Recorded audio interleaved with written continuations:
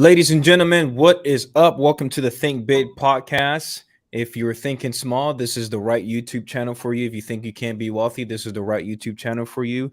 If you have certain surroundings that's making you believe that you will never be successful, my friend, you have arrived to the right YouTube channel. This is the Think Big podcast. I think the name for itself kind of give you somewhat of a vibe of what we're here about, and that's definitely not to think small or talk small. I'm here with my fellow friends, Mindset Marlin. We have Sam. I'm not sure what happened. I think his computer's went out, but We had Sam. we had Sam. He's coming back. And yeah, man, just wanted to tell you guys thank you for showing up today. And man, let's get right into it. Mr. Marlin and Sam, 100%. they've been in a trip last week. Would love to hear more about that, man, and see what experiences you guys had.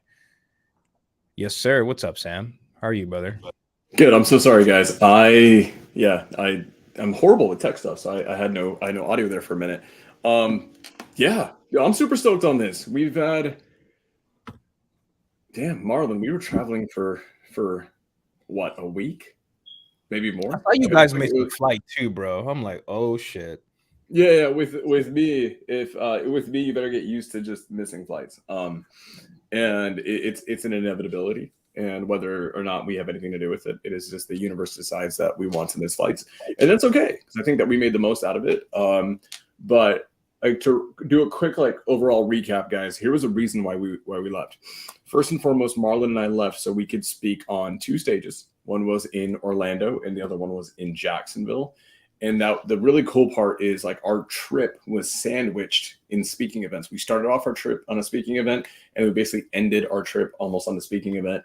And the cool stuff was what we got to do in the in-between. And the in-between is we flew to Puerto Rico for an amazing event that was thrown by Marco Rivera, who's a good friend of ours. Jerry Norton was the principal kind of leader on that event. And then the amazing speakers like Pace and Vina Jetty and one Vina of the biggest, Jetty. yeah, Vina Jetty was there. Yeah, she spoke. She was, I think she's still there, maybe still there. So we had an amazing time there with Pace, with Vina, with Jerry Norton, with Marco, and this guy named Sharif, who's effectively the biggest investor in Puerto Rico. He basically owns half the freaking island. Oh my God, man. And he's essentially he is the monopoly there. And I think one thing that we're going to want to talk about today is maybe some of the key takeaways, right, from each of the things. I think there's, in the Puerto Rico event, there was a lot that we were exposed to, a lot that we learned based on being, the kind of networkers that we are. Marlon and I have an amazing habit of getting invited to back rooms and private kind of sessions with really high earning people. One of them who's a 9-figure earner, who will very soon, next 2 to 3 years, be a billionaire. And we got to do some amazing stuff behind closed doors with that individual and their group. So I think we're going to talk a little bit about that. But make no bones about it, guys. Marlon and I are kind of sick right now. And that's okay. We've had an extremely busy week of travel where we were effectively all over the country in a very short amount of time. We were in 4 cities, I think. Wow, 1, 2, 3, 4, 5, 6, 7 planes in 7 days almost. I think for me 8 because I had a few more rides than Marlon did because I live a little bit further out than he did. So bear with us. I'm going to lose my voice. I've lost my voice 3 times in the last 2 days. And if our energy seems off, it's just because we're tired. But the cool thing is I'm excited about coming back to today and for this podcast because it helps recenter us after an extensive week of travel where our routine goes out the door, right? When our routine goes out the door, it's important for us to come back and kind of re-foundation ourselves. Today was my first day back to work and we just freaking crushed it today. Now it's time to get back to crushing podcasts. So first day back to work and I'm hearing feedback. Alejandro, is that you? Oh, you're good. I don't think so. Okay. Let's do this. So one thing that I want to talk about is I think a bulk of our discussion is going to be about the Puerto Rico event. I want to give you guys some context for what that event was. Marco Rivera, who is the event host, is an amazing human being, phenomenal at what he does. He basically partnered with Jerry Norton and this individual by the name of Sharif. And Jerry and Sharif are basically buying hotels in Puerto Rico. And I want to talk to you guys what the opportunity vehicle is, why Puerto Rico is such an amazing an amazingly viral topic in the investment space right now. And it's effectively because there is more cash on cash opportunity there right now than anywhere else in the country. And the reason for that is there are tax benefits that, and I'm not talking about the 4% personal income tax. That's not what I'm talking about. I'm actually talking about development. So I'm going to try to keep this as simple as I can, because otherwise I will lose people. Puerto Rico was destroyed by hurricanes. I think it was Hurricane Maria, if I remember correctly. Is that the right one, Marlon? I believe so. Yeah, I think it was Maria, the one that recently destroyed so many parts of Puerto Rico. And a lot of people are like, well, you know, there's a stigma around that area where it's like, oh, well, hurricanes destroy it. It's not regular. That hurricane was like a once in 500 year hurricane, right? It is not one that you should ever plan for. Like, obviously we want to plan for everything, but it's not one that you like make decisions based on. It was one of the greatest anomalies in nature in the last like 1,000 years in the area. And that hurricane destroyed so much infrastructure. And if anyone knows Puerto Rico, it is an amazing area. It's beautiful. It's one of the most naturally beautiful areas that you'll ever see in the Western Hemisphere. And its biggest kind of economic sector is tourism. It is one of the most sought after tourist destinations in the Western Hemisphere. Everyone wants to go there. The water and the oceans there are mind-blowingly beautiful. The problem is, after that hurricane, there became a massive supply and demand issue. The hurricane left so many hotels in San Juan, which is like the main kind of economic sector there, as shells. Roofs were destroyed, properties were completely destroyed.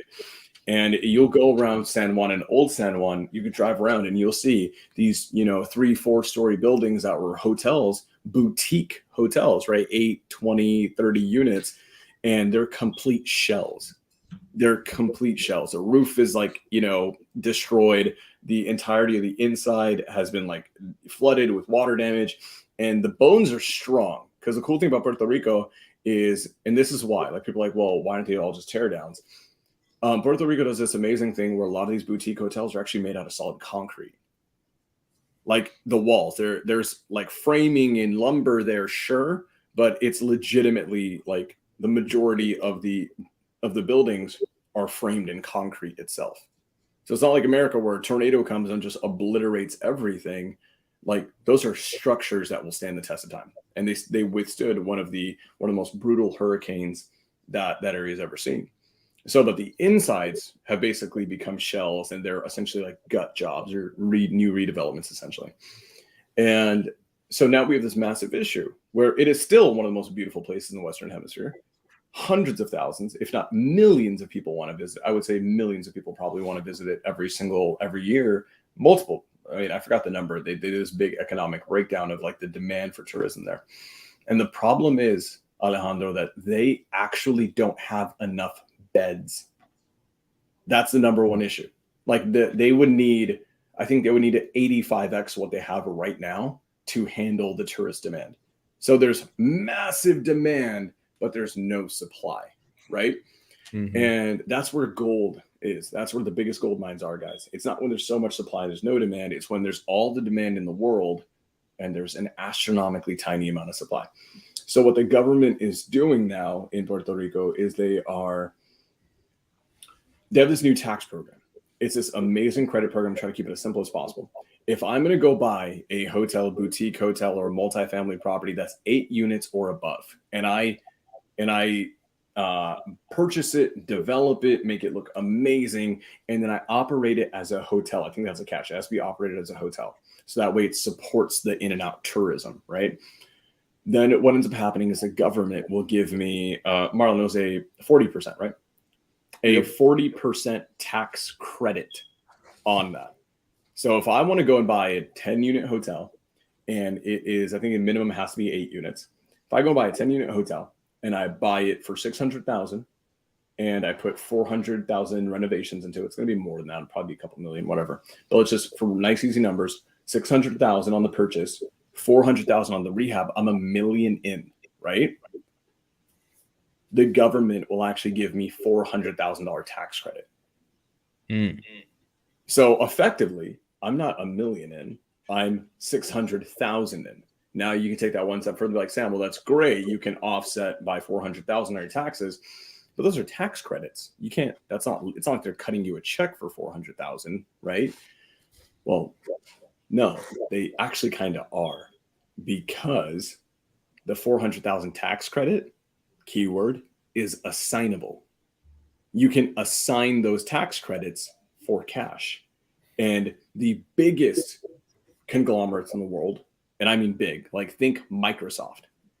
Microsoft, which makes so much money, is looking for every tax break they can on earth, and they're gobbling them up. They will buy those tax credits 95 cents on the dollar. So if we take 400,000, 400,000 in tax credits, times that by 95 cents on the dollar, that means they will pay me $380,000 to then get what? That remaining 5%. The beauty is with all these things, with the way they add up, the cash on cash return is unparalleled. There is no other opportunity in the world of real estate right now in America that has this. And it is a massive blue ocean. And the cool thing is, for the people who are in it, and there's not a lot of people who are actually in it, it's not insanely competitive. There's probably only a small handful of actual operators doing it. It means that there is a massive world of opportunity to get in, especially if you are a fundraiser, especially if you like to be a capital partner, because now we have amazing, amazing operators, guys like Jerry Norton, who are there, boots on the ground, right? Guys like Sharif. And Sharif, just so you guys know, owns effectively like a quarter of all San Juan. Like, we did a tour, Marlon, a walking tour of old San Juan, and then literally left and right, we would look at these hotels and they had Sharif's name on them. He was literally like buying and selling so many hotels where I counted at least like 6 or 7 of them just on a small walking tour. They're giant 4-story buildings, and he has for sale signs owned by Sharif Medawar. And so this man is actually a monopolizer in the marketplace. And to give you guys a little bit of perspective, we'll talk about some lessons, but just I wanted to mention this as a baller statement. He was someone asked him in the Q&A session about when you go and renovate these properties and you put people in, then it's time for an appraisal, then you can refinance or sell, right?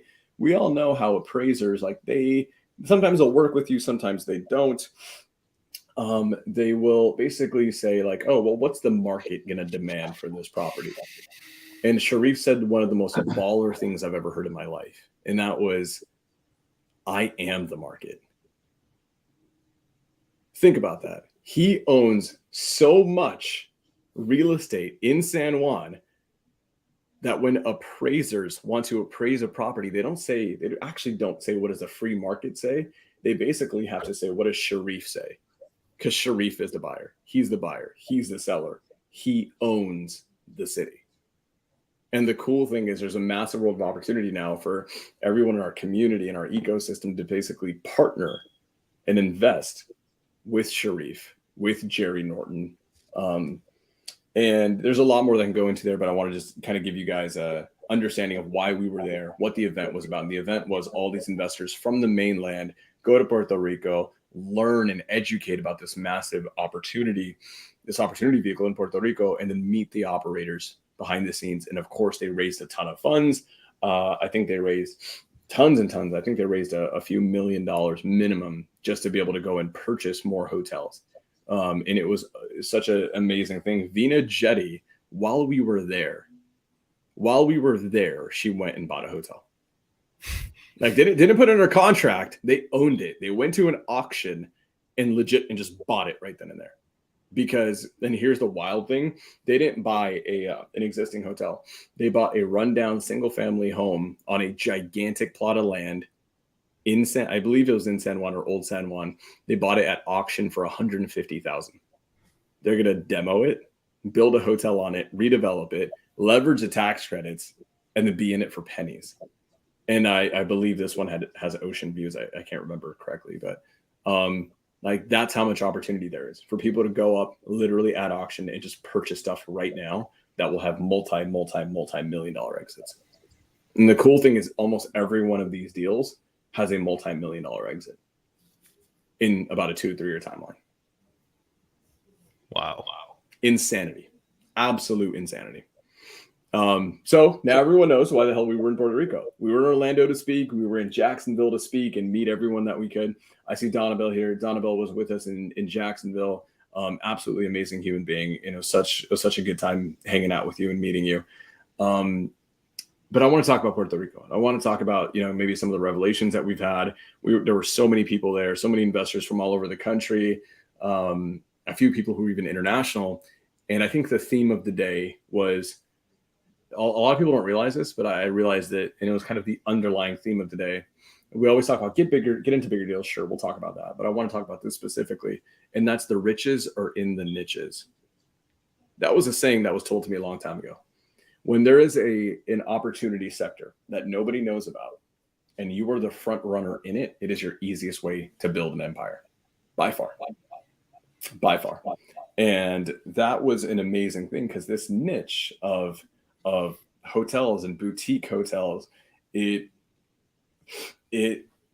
is allowing people to aggregate wealth with very little competition. And the cool thing is, like, the gigantic hedge funds that are on the mainland, they're not playing ball at the same level. The biggest investors in the mainland, they've got a mindset break where they, even though Puerto Rico is a U.S. territory, it works in the U.S. dollar, they just have like a mindset disconnect.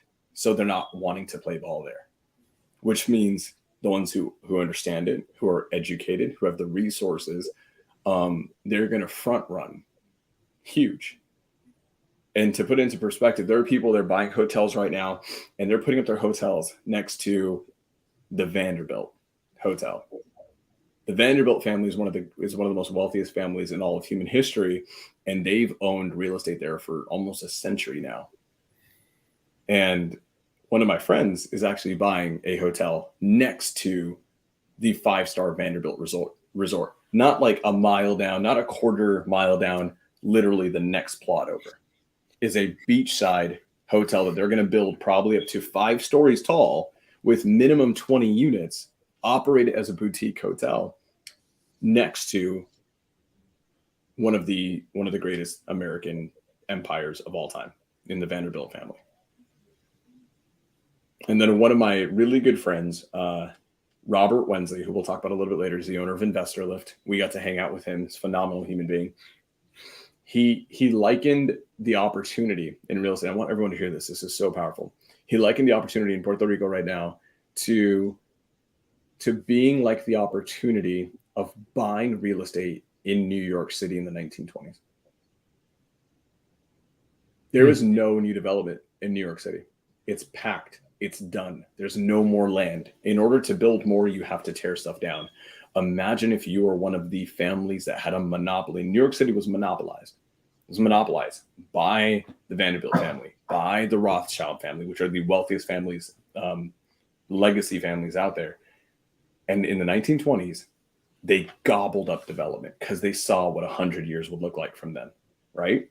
If you could all go back, regardless of politics, regardless of if New York City's landlord friendly or not, if you go back to the 1920s, would you not gobble up as much real estate in New York City as possible? Without a shadow of a doubt. And the coolest thing is some of the biggest players in Puerto Rico understand that this opportunity is the same as that. So you're saying I should go buy from Puerto Rico right now? I'm saying that there is a very amazing opportunity there. That being said, is it a opportunity that's going to be here forever? No. It's an island. Eventually the island will be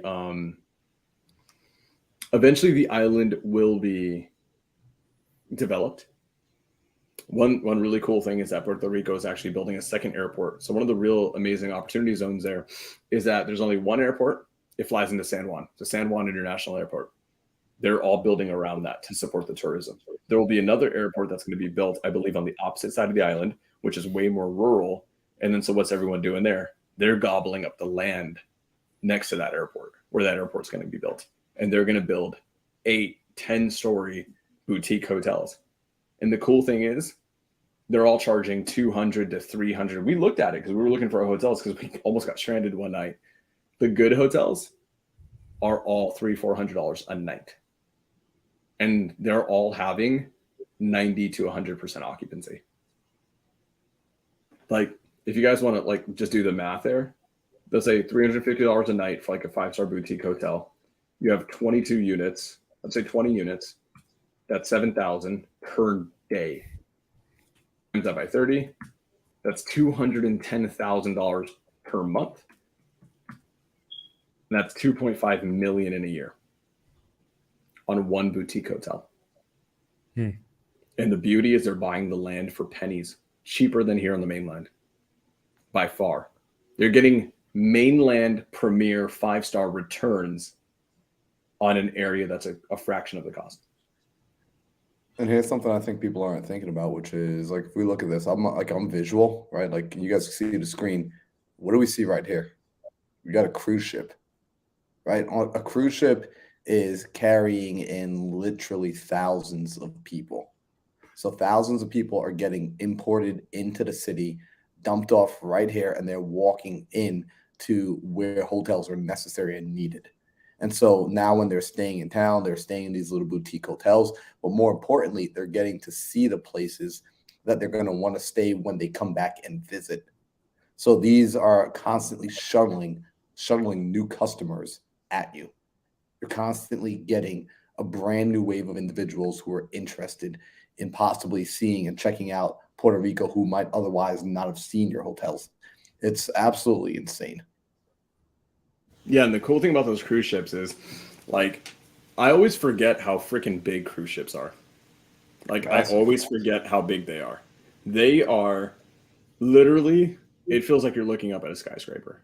They are massive, massive. And I think even, I don't know how many thousands of people they carry, but they carry literally thousands and thousands of people. And they're churning all the time, every single day, multiple, tons of them. It's one of the greatest tourist destinations out there. So Marlon's 100% right. So you've got this ability to buy land for pennies. You can do development for pennies as well. Guys, the development there, the cost of developing is actually cheaper there than here on the mainland because you can get labor at a relatively cheaper price point. And then you're getting a 40% tax credit that you sell off. So if you think you're in it for $1 million, you're actually not. You're in it and your expenses at about 600. Which means you have what happens to your equity. You've got a baked in gigantic amount of equity. And then on top of that, you're going to go rent it out and then refinance in 2 to 3 years, where you've already got a built-in 40% equity spread. And then you've got renovations and you know, this giant amount of commerce that's coming in, boosting the property value because you're doing so much with it. And a lot of these guys are not just stopping at hotels. Here's where they take it one step further, because investors are amazing problem solvers. The first floor on most of these places for all these like 5-story, buildings is, most of these places are 5 to 8 stories. The first floor and the rooftop usually are not for anything other than food. So the first floor, they'll actually lease or partner with a local restaurant that freaking crushes it. So you have 2 different lease types, right, or partnership types, where you've got the guests coming in and paying for the rooms, but the first floor is usually like a 5-star restaurant or local amazing restaurant. And what they're doing is that's bringing in people to come in and pay the restaurant. Ideally, the owner of the hotel partners, doesn't just lease to the restaurant, so they can do triple net if they want. Ideally, they're looking to partner and be a partner in the restaurant. They're making insane amounts of money on the food intake. Also, the restaurants are servicing and doing food carry up to the people who are staying in the 20, 30 units. So if you're in the hotel and you're staying overnight and you want an amazing 5-star meal, you just call the freaking front desk and make an order, and the restaurant will literally bring it straight up to you fresh. It's DoorDash times a million. And then the rooftops, most of these places that are renovating are trying to do what?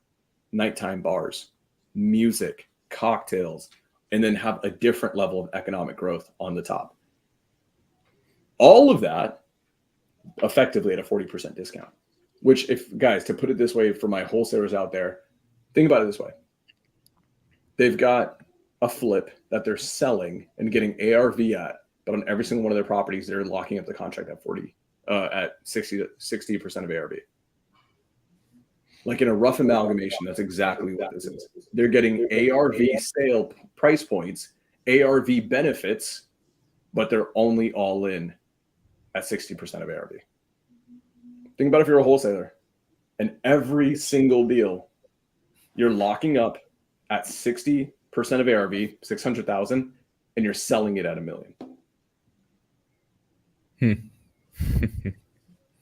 It's insane. It's absolutely insane. So let's talk about it. One thing that I think was really prevalent, Marlon and I talked a little bit about this, actually a lot about this, is getting into bigger deals is daunting. Getting into bigger deals is a lot easier than you might think if you've got the right skill sets for it. A lot of people want to get into bigger deals. Like, Sam, I want to buy a 200-unit apartment building, right? And I want to buy giant multifamily. I want to buy self-storage, all this kind of stuff. And I see a gigantic fallout rate. I would say 99% of the people who come to me, and they're single-family investors, and they do rough amount of deals, whatever, and they say, I want to go to multifamily, I would say 99% of them fall through. And the reason is usually because it's a totally different language, it's a totally different animal, it's a totally different ball game. The benefits are completely different in multifamily and in big self-storage. And they don't have the right tier skill set. I think being an operator in these big deals is extremely difficult. You have to live in that space for a long, long, long time. You have to have insane amount of resources to be the operator. Guys, to put into perspective, the operator on a lot of these deals are guys like Jerry friggin' Norton, who's been one of the most established investors in our entire industry. And he will partner with other operators. That's the crazy thing. Jerry Norton is like, orchestrating the deal, creating the deal, and then he's partnering with the local operators to help him run it. So even like the best in our industry are leaning on support. But the thing about Jerry is that he talked about this thing where he broke down what you really need on a deal. And this goes for everything, but this really stands true in the multifamily boutique space, self-storage as well. There's 3 real components to a deal: the guy who creates the deal, the guy who structures it, the deal maker. There's a guy who funds the deal or can bring funds to deal, right? This is the guy who is an amazing capital raiser, marketer, influencer. And then there's the person who will basically operate the deal forever on after, right? And then I hope he is, because Jerry Norton's our homie now. Love him. So with Jerry, he's a phenomenal deal maker. And I'm sure he's going to stick around for the operations. Why? Because he lives there, but he's partnering with some of the best operators like Sharif, who literally owns half of San Juan, right? Which is freaking insane. So then here's the problem I see. People get into multifamily and they get into self-storage and boutique hotels, and then they try to be Jerry when they're not Jerry, and they don't have Jerry's skill sets, right? Jerry's a phenomenal deal maker because he's done thousands and thousands and thousands of deals. So he knows how to create a deal out of thin air. He understands it, right? But if you're newer and you've only done 20 deals in your entire life and they're all single family home, you may not be the deal finder that Jerry Norton is. If you've never even managed your own fix and flip and you want to be the deal manager for a boutique hotel that's a shell that you're going to renovate and turn it into a 20 unit, you're going to put $1 million into renovation, and you've never done a single family fix and flip, you're going to have an extremely difficult time. And that's why we see such a high fallout rate, right? In these bigger deals. And I think what Marlon and I realize is we have a skill set in this game. And the cool thing for me, guys, is that this skill set is something that I have in the single family space. But now I'm also realizing the bigger deal space. And in the single family space, I'm an amazing deal maker. We crush deals. I've been in this game long enough where we do a lot of deals. We know how to create deals. I'm a deal maker, deal creator in the single family space. I'm also a phenomenal capital raiser in the single family space. I've got those 2 superpowers. I suck at operations. Not only do I suck at it, I hate it. I don't want to do it. My thing is lock up the deal, pay for the deal, and then I just never want to hear about it again. I just want it to make me money. That's me. In the multifamily, in the bigger deal space, I don't have those two. I only have one. I'm not a deal maker. I'm not going to go start marketing, and I'm not going to go start creating a new pipeline to do acquisitions for hotels. It would be too much of a hassle. It wouldn't work. But guess what? Being a capital raiser is way more synergistic with who I am. Going on stages, I've spoken on now 6 stages in the last 2 months. I am attracting an insane amount of private capital. All we have to start doing is redirecting those private capital, right? Redirecting the funds that are naturally coming to me because I'm a mini influencer, and using that to get myself in. One thing that Jerry Norton talked about is he doesn't feel he's an amazing capital raiser. For anyone that knows Jerry Norton, you know that he crushes it on YouTube, but then he's kind of not really gone on tour. He doesn't travel around the country speaking on all the stages, raising tons of capital. Why? Because he's got 10 kids. He wants to stay at home, be with his wife. He already makes a ton of money. He likes being the deal finder from home. I realized with Jerry Norton, he loves being a virtual operator. That's his thing. He wants to be a virtual deal maker. The guy who's going to be the best capital raiser is the guy who travels the country, gets on stages, and meets people in physical proximity. Because what ends up happening is you get a different level of trust when you get to hug a human being, when you get to meet them, their wives, their children. You get another level. That's when people will easily want to give you $50,000 that are sitting in their self-directed IRA. And then for guys like me and Marlon, because we're young, because we aren't tied down with children and tons of responsibilities, and we are in this phase in the season of our careers where we're brand building heavily, this actually is the easiest thing for us to do, is to go speak on stages, to go connect with thousands and thousands of people, and then just set up the back end work of a fund or a fund of funds, and then partner with the best in the game.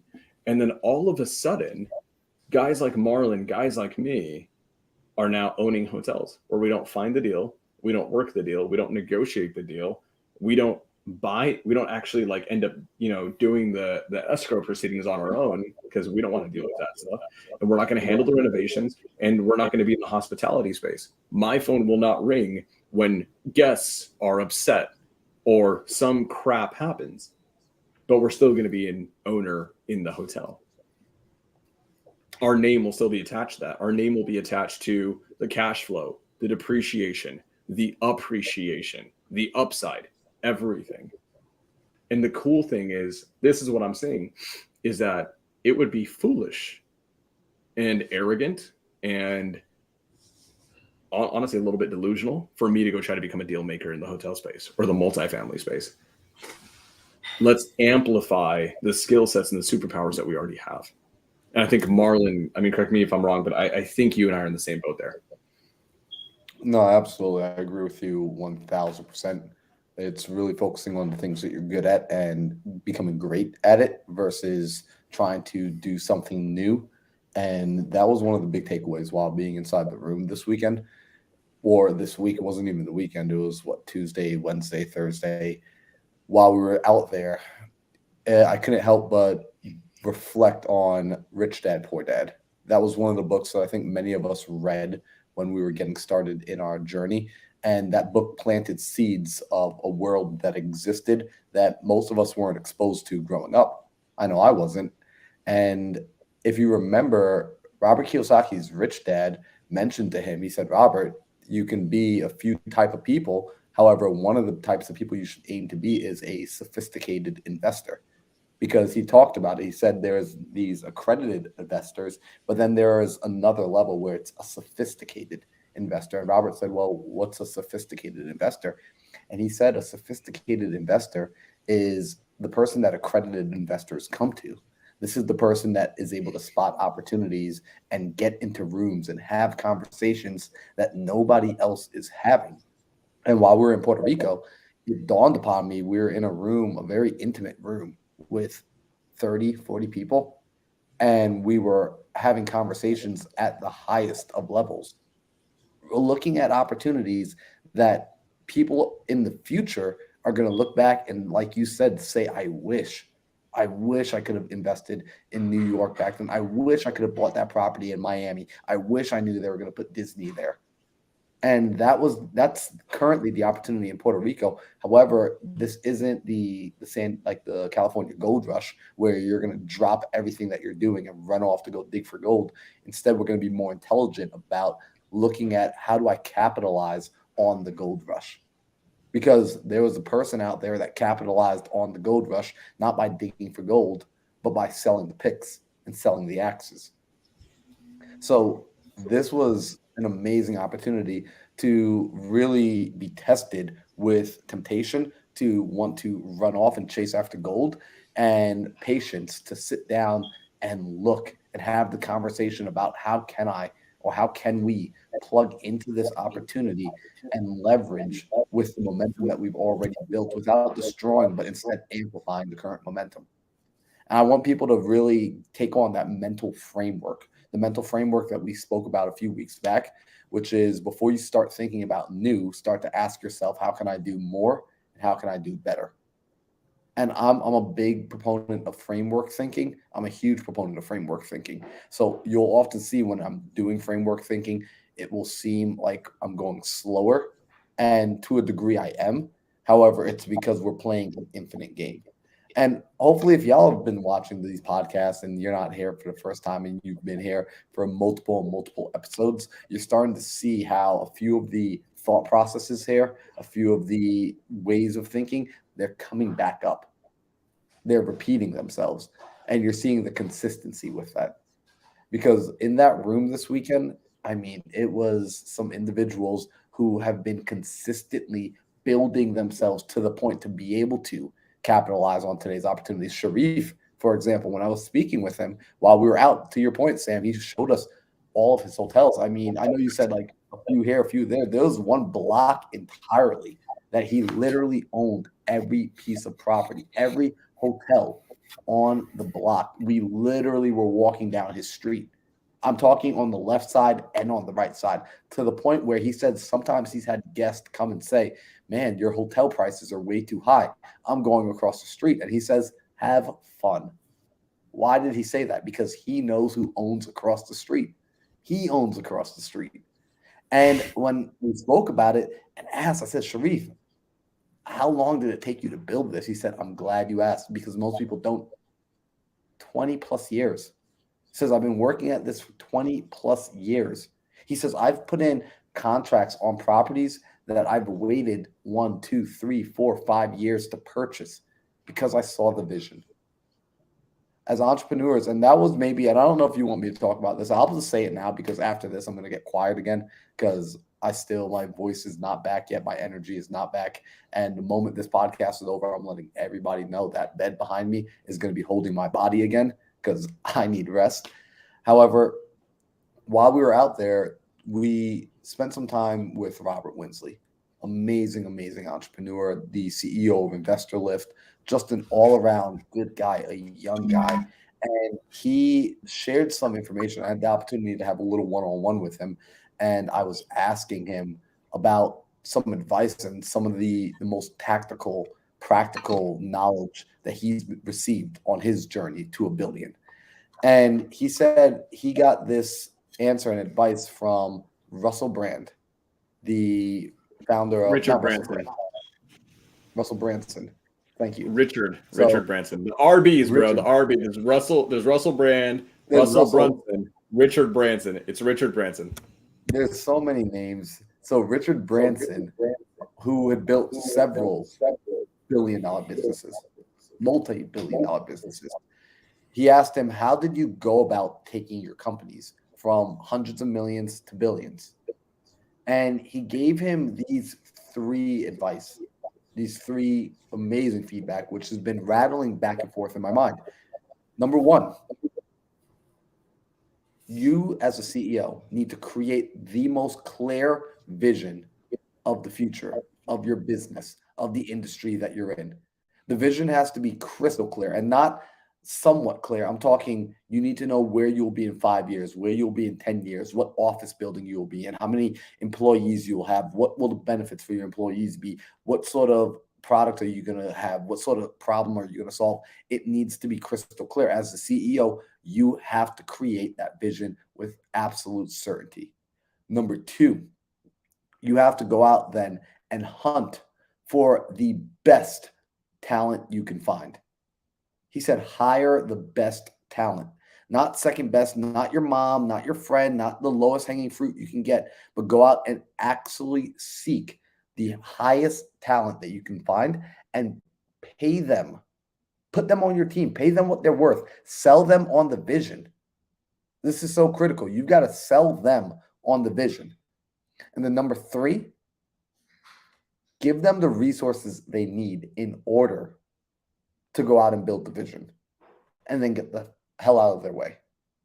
Like, step out of the way after you give them the resources they need. And that stuck with me in such a big way, to the point where even as I'm home, unfortunately for the last 24 hours, I've just been at my bed. However, the most important thing I realize right now is sitting down and looking through and creating and recreating and refining and redefining that vision, that map. And every CEO needs to be doing this. And I asked Robert, I said, how clear were you on the vision for Investor Lift? He said, before I started bringing people in, I got so crystal clear to the point where I saw everything. I saw the exit. I knew the numbers it would be doing. He knew it all. There wasn't an ounce of doubt left in him in regards to this particular thing. And your job as the CEO is to eradicate doubt and replace it with certainty. So that was a fun weekend, man. That was a fun week. Obviously, Dude, I'm gonna let you rest your voice a little bit, because you need it. And guys, I just want you guys to really truly love on Marlon here, because Marlon and I went freaking insane, but I would say Marlon went even harder, because this dude wakes up and literally runs 10 miles every single day. Doesn't matter if we were in Orlando, it doesn't matter if we're in Puerto Rico, it doesn't matter if we're in Jacksonville, it doesn't matter where the hell we are. This man will literally get up and go work out no matter what. He is golden with these rules. And so please give him love. The fact that he will do that and show up here to re-get his routine when he could have just backed out and just be on that bed behind him and then want to share. Because guys, this is stuff that, like, literally, these are, just so you guys know, Marlon and I are probably still processing. We're still processing revelations. We're processing epiphanies. We literally were hanging out, not at the event. What he's mentioning, this conversation with Robert, was not at the event. It wasn't at the event, that we paid a ticket to get into, or we were guaranteed that time. This is at his home. Marlon and I, and a few of our friends were invited to his private home late at night to hang out with him and have an amazing experience there. And just so you guys know, I'm not going to say what, but Robert himself did turn down basically a multiple 9-figure offer on his company. He turned it down. And he said, again, one of the most baller things I've ever heard in my life, he literally told them, you'll offer me more next year. And then he said no. And we're getting wisdom from this man.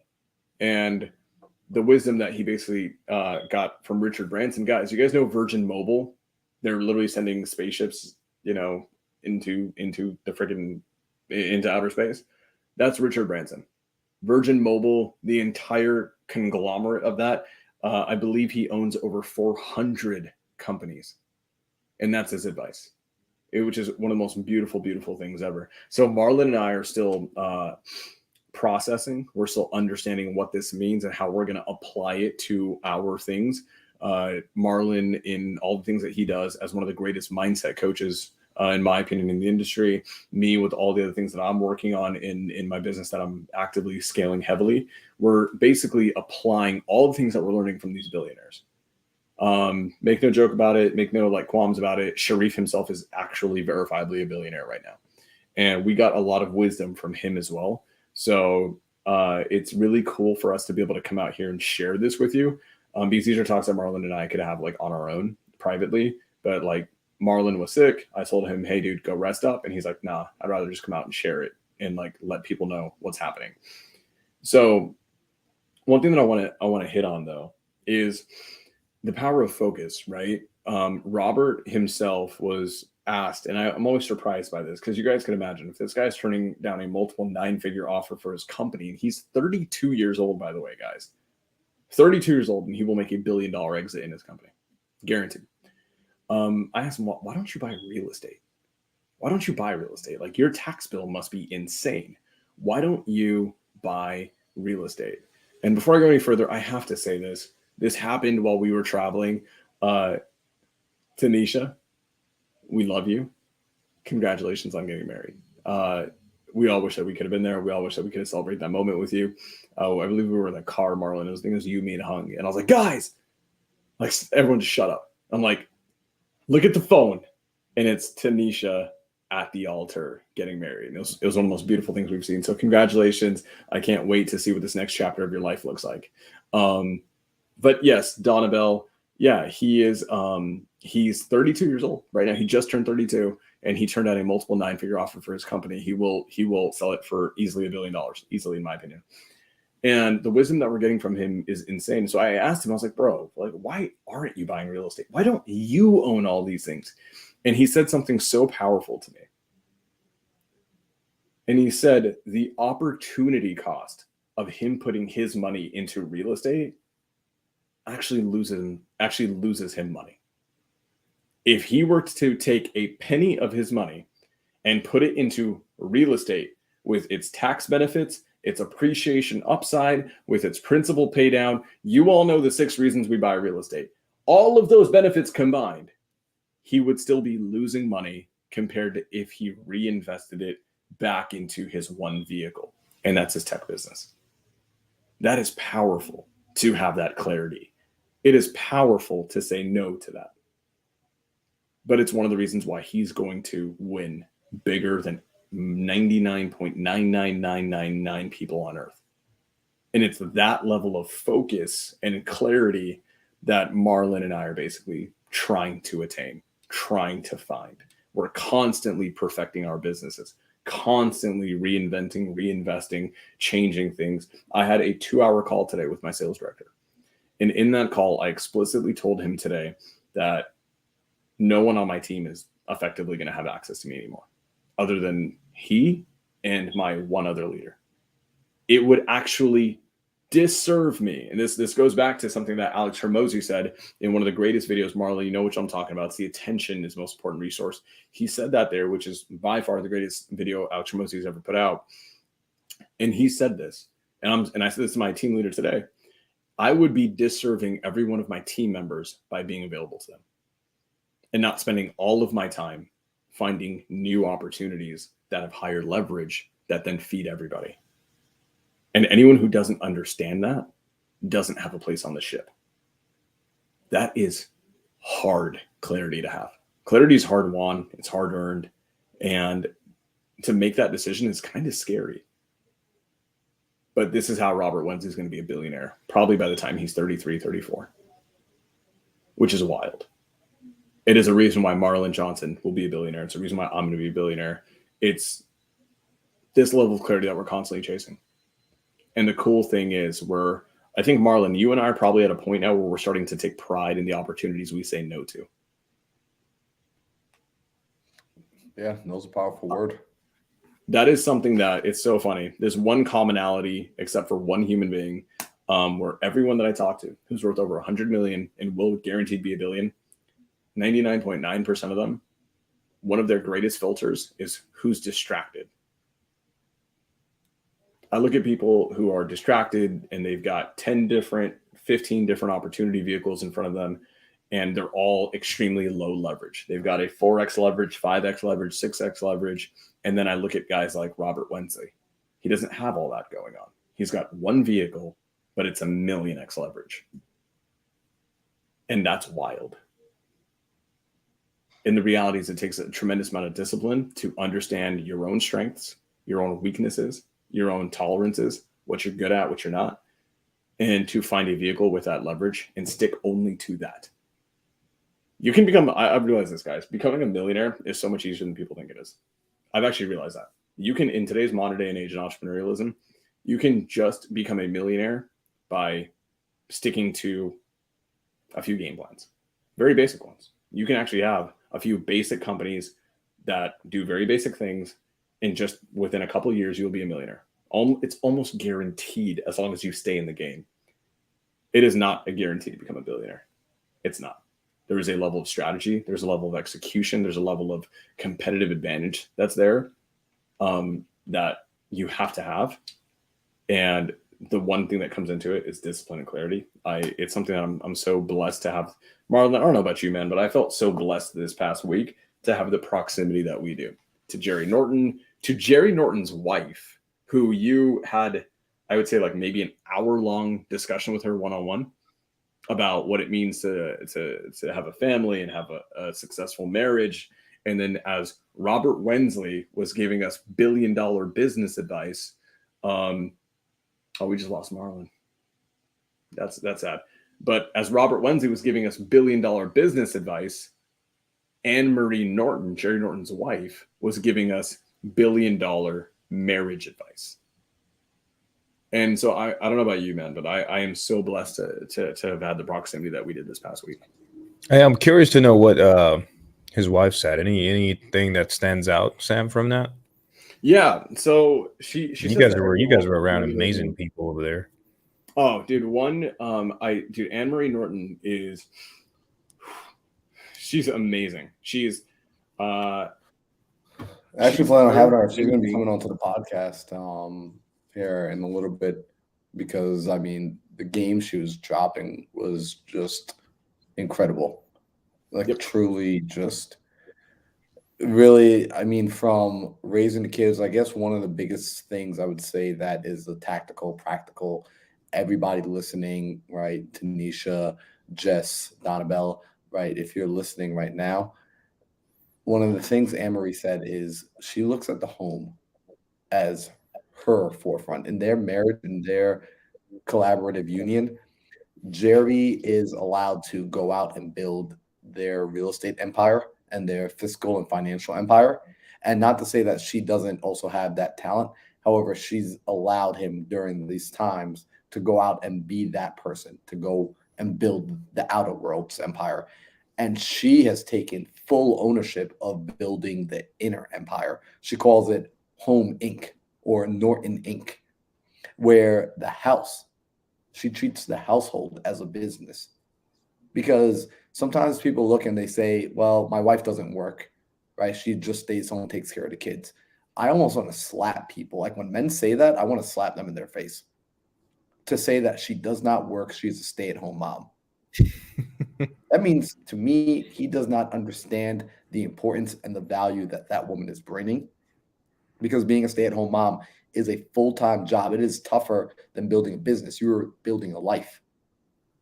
And so when she was taking on this challenge, she saw that in order to do so at the highest level, in order to be able to match, right, because we're partners, Jerry's growing in the real estate space, she's growing in Home Inc. In order to match that, just like anyone who wants to grow a 7, 9, 8, 10-figure business, you need systems. And so she began to implement and seek out and search for systems in her business that not only allowed her to predictably create a result over and over and over, but also when we have systems, what does it allow us to do? It allows us to delegate. It allows us to be able to hire out tasks. And so she took the same premise from business and applied it to the household.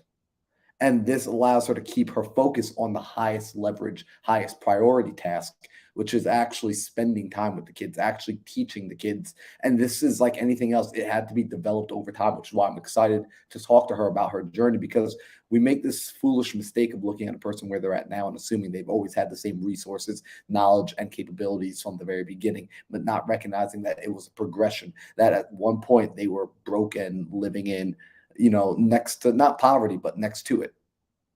And so they didn't have the ability to hire a nanny, to hire a chef, to hire a house cleaner, to hire somebody to drive them. They didn't have those things. And yet the systems still needed to be created. They still had to be resourceful because they did not have the resources. Now, we're not going to be able to jump and dive all the way into it. One, because I'm selfishly saving my voice, and I'm not going to talk for an hour. Plus, we have 4 minutes left in this episode, and I think it's important that people pay the dues for being here, because this is a show that if you are getting value from, like, we're glad we made this show so that you can get value. Like Sam said, we get proximity. Each of us, Alejandro, Sam, myself, Daryl, we get proximity to individuals that are operating at an extremely high level.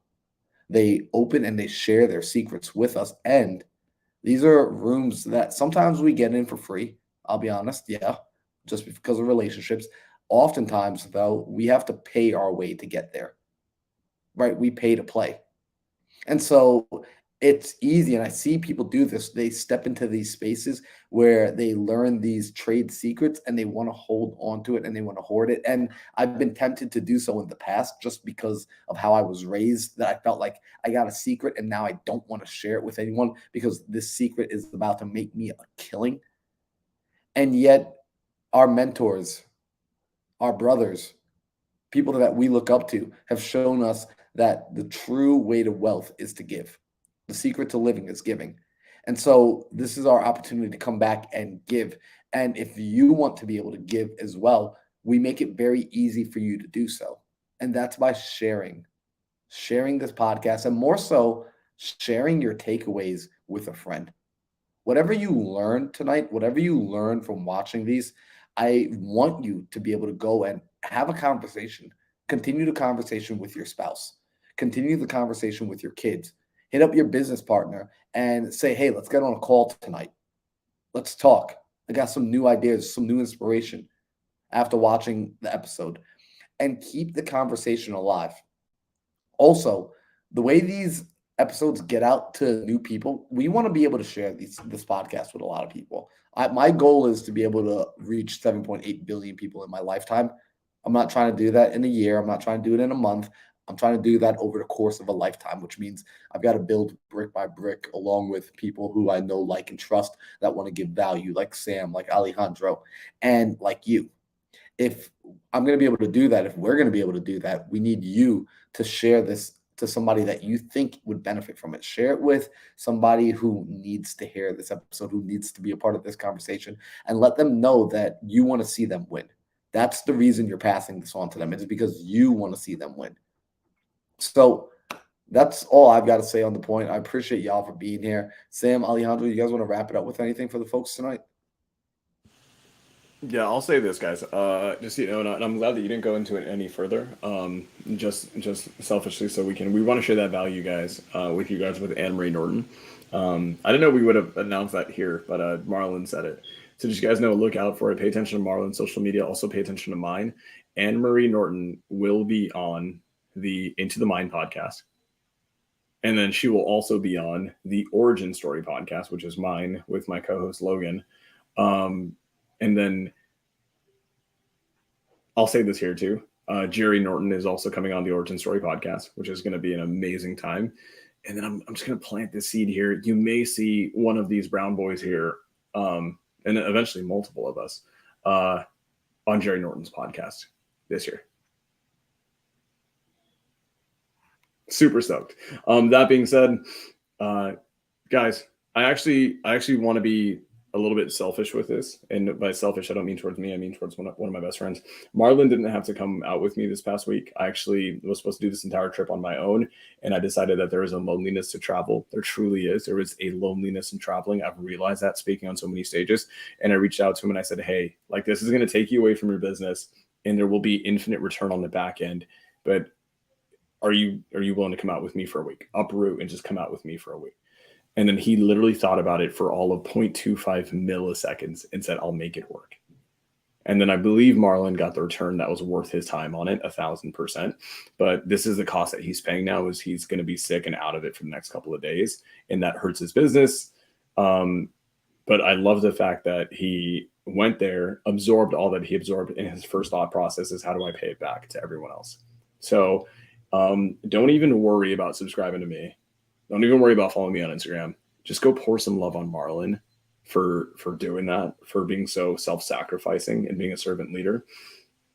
And also go pour a lot of love on Alejandro Alvarez, who out of all of us is probably the most consistent, who held down the freaking fort while Marlon and I were in Orlando. Literally, while we were in Orlando speaking at an event, Alejandro was holding down the fort and leading, not hosting, leading the Think Big podcast. So Alejandro, I love you, brother. Thank you so much for that. You always have our back when we have other things going on. You deserve the world, and I can't wait to see you in the next room, because I know you're actually coming with me for a couple of these. I can't wait to see you there. I can't wait to see you eventually on some of the biggest podcasts in the world. Guys, go pour a lot of love on these two guys. Both subscribe to both of them. But that's it for me this week, guys. Let's do it.